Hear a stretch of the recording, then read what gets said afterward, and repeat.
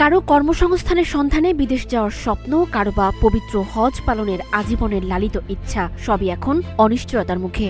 বিমানের টিকিট কাটার স্বপ্ন যখন দুঃস্বপ্নে পরিণত হয়, তখন তার রেশ শুধু আর্থিক ক্ষতিতে সীমাবদ্ধ থাকে না, তা ভেঙে চুরমার করে দেয় শত শত মানুষের আস্থা আর তিল তিল করে জমানো বিশ্বাস।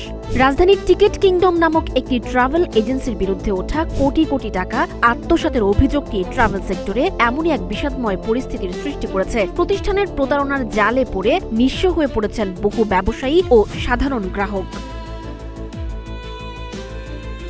মঙ্গলবার এক সংবাদ সম্মেলনে উঠে আসে এই প্রতারণার ঘটনা। স্বপ্ন ট্যুরের স্বত্বাধিকারী মোহাম্মদ মাসুদুর রশিদ অত্যন্ত ভারাক্রান্ত হৃদয়ে জানান তার সাথে ঘটে যাওয়া অন্যায়ের কথা।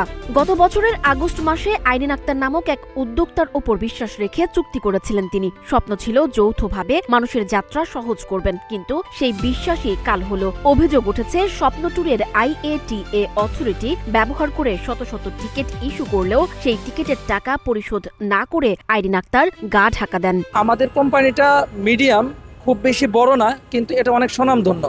যে কারণে আমাদের যিনি এই প্রতিষ্ঠানের যিনি চেয়ারম্যান ওস্তাদ কারি সেলিম, উনি কি করেন, যেহেতু ওখানে হোটেল বুকিং করা আছে, হাজিদের অনেক স্বপ্ন থাকে ওমরা করা নিয়ে, এজন্য আমরা আরও প্রায় 30 থেকে 35 লক্ষ টাকা খরচ করে অন্য জায়গা থেকে খুবই অল্প সময়ের ভিতরে বেশি দামে টিকিট ক্রয় করে আমরা হাজিদের সার্ভিসটা ঠিকঠাকভাবে দেই।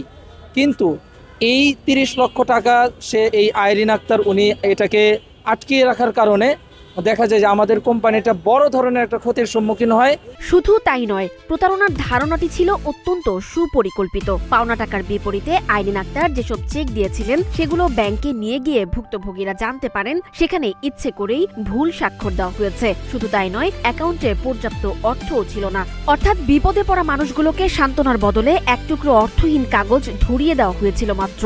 আমার এজেন্সি থেকে টিকিট নিয়েছে বিভিন্ন রুটে, যেমন সৌদি আরব, মালয়েশিয়া, সিঙ্গাপুর, ইউরোপের বিভিন্ন দেশে টিকিটগুলো ইস্যু করছে। সিস্টেম মতো তাদের সাথে চুক্তি মতো টিকিট ইস্যু হলো, টাকা দিয়ে দিবে।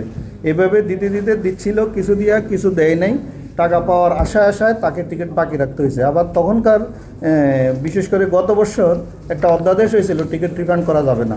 সেই কারণে এটা রুলস অনুসারে আমরা টিকিট রিফান্ড করতে পারি, ইস্যু করতে পারি, কিন্তু গভর্নমেন্টের একটা কারণে, প্রজ্ঞাপনের কারণে আমরা টিকিট রিফান্ডও করতে পারি না, টাকাটাও নিতে পারিনি। আমার অলমোস্ট প্লেজার ব্যালেন্স 4,35,00,000 লাখ, কিন্তু আমার কাছে চেক আছে মাত্র 3,80,00,000 টাকার। এই 3,80,00,000 টাকার চেকের NI একটা মামলা চলতেছে। সরকার এবং আইনের কাছে এটা চাচ্ছি যে ওনাদেরকে যেন কোনোভাবে জামিন না দেয়। হ্যাঁ, ওনাদেরকে জামিন দিলে আমরা যা বুঝি, এর আগের ঘটনা যা দেখছি, ওনাদের চারিত্রিক যেসব বৈশিষ্ট্য বা মানুষের কাছে যা দেখতেছি, ওনারা যে কোনো টাইমে উনি পালিয়ে যাবেন। এই প্রতারণার ভুক্তভোগীর তালিকায় রয়েছে স্বপ্ন ট্যুর 2,57,247,247 টাকা, জিয়ারাতুল বায়তুল্লাহ 3,80,00,000 টাকা, সাউথ বাংলা হজ এজেন্সি 90 লাখ টাকা, ইউনিয়ন ট্যুরিজম 1,04,00,000 টাকা, মদিনা ট্রাভেল এজেন্সি 87,85,000 টাকা, নিউরন এডুকেয়ার 6,50,000 টাকা, রাশেদ সেনা সদস্য 1,34,000 টাকা। বর্তমানে অভিযুক্ত আইরিন আক্তার একটি মামলায় কারাগারে থাকলেও ভুক্তভোগীদের হাহাকার থামেনি।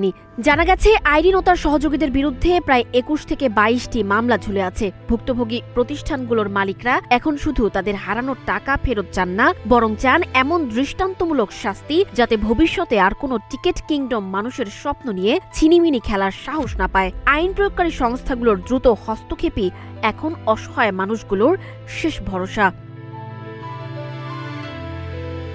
সানজিদা আফরিন, সোনিয়া, নাগরিক, প্রতিদিন।